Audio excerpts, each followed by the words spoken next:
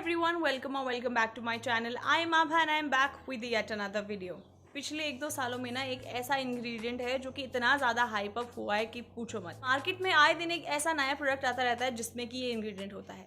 Yes, we are talking about hyaluronic acid. Skin care, hair care, body care, makeup तक में भी hyaluronic acid बहुत ज़्यादा छाया हुआ है। और जब भी हम ड्राई स्किन के बारे में सोचते हैं, the one ingredient that instantly clicks into our mind is hyaluronic acid. लेकिन इट्स वेरी इंपॉर्टेंट कि हाइलुरोनिक एसिड को चूज करने से पहले और यूज करने से पहले हम हाइलुरोनिक एसिड के बारे में अच्छे से जान ले।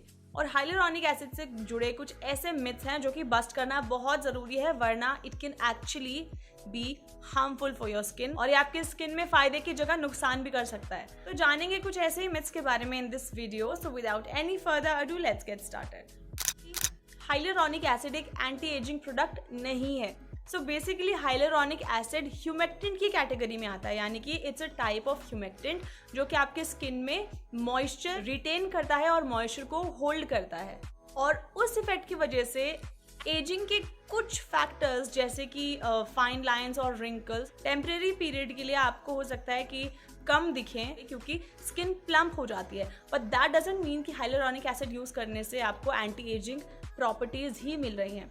एंटी एजिंग प्रोडक्ट्स पर्टिकुलरली वो वाले होते हैं जो आपके इलास्टिन, कोलेजन, ये जो स्किन की इलास्टिसिटी को और स्किन की फर्मनेस को और ज़्यादा इम्प्रूव करते हैं। हाइलुरोनिक एसिड एक्चुअली आपके स्किन में वाटर लेवल को जो है वो होल्ड करके रखता है and it gives a temporary effect of being plump, और उस वजह से फाइन लाइंस और रिंकल्स में कुछ टेम्परेरी पीरियड के लिए आपको थोड़ा सा इंप्रूवमेंट दिख सकता है, बट दैट डजंट मीन कि हाइलुरोनिक एसिड एक एंटी एजिंग इंग्रेडिएंट है। It's actually a humectant which holds moisture into the skin.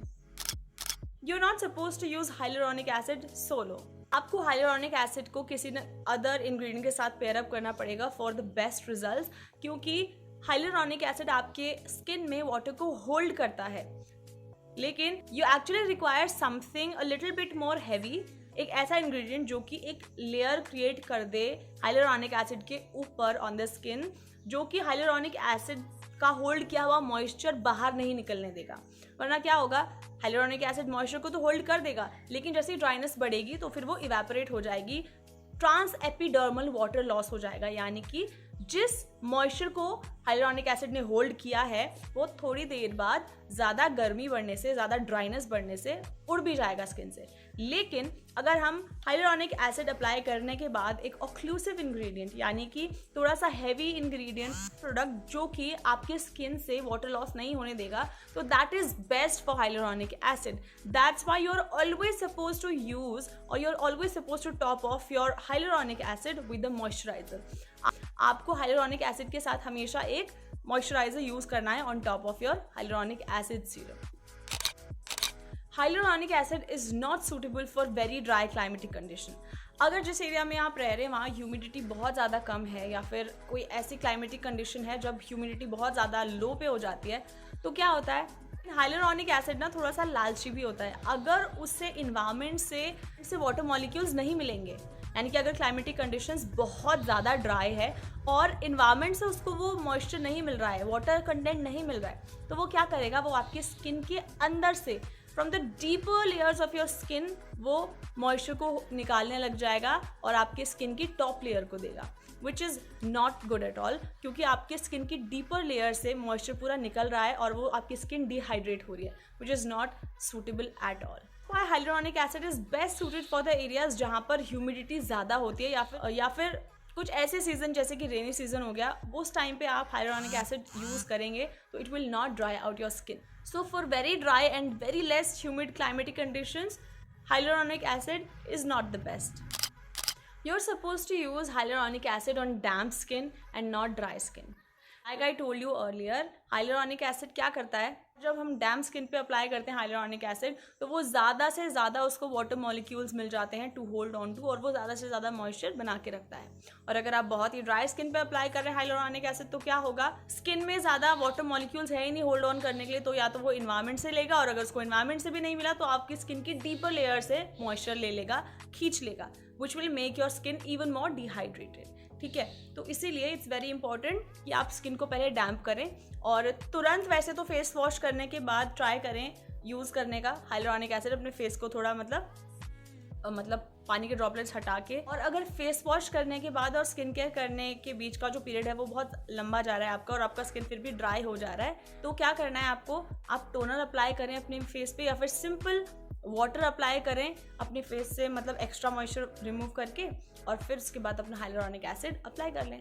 उससे क्या होगा, हाइलुरोनिक एसिड को ज़्यादा से ज़्यादा मॉइस्चर मिल जाएगा to hold on to your skin and that will make your skin more plump. अगर आप एक्स्ट्रा पे कर रहे हैं for cleansers that contain hyaluronic acid, please stop doing it, because hyaluronic acid को काम करने के लिए ना टाइम चाहिए होता है। एंड जो आप क्लेंजर लगाते हैं, आप मुश्किल से 1 या ज़्यादा से ज़्यादा 2 मिनट अपने फेस पर, 2 मिनट भी कौन ही रखता है यार, तो 1-1.5 मिनट तक आप अपने फेस पे वो क्लेंजर को रख रहे हैं and that time period is not enough for hyaluronic acid to work. उतने पर्टिकुलर टाइम पीरियड में हाइलुरोनिक एसिड अच्छे से काम नहीं कर सकता। तो अगर आप बहुत ज़्यादा एक्स्ट्रा पे कर रहे हैं and you are specially buying cleansers जिसमें कि हाइलुरोनिक एसिड का अमाउंट ज़्यादा है और उस वजह से उसका प्राइस भी बहुत ज़्यादा है, then don't waste your money on that.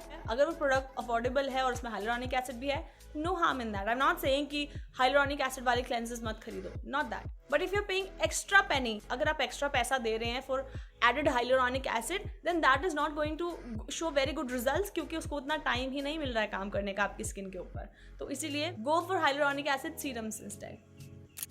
Hyaluronic acid is best suited for oily skin, normal skin, combination skin, but not very dry skin. Yes, you heard it right. It's not very good for very dry skin type. क्यों?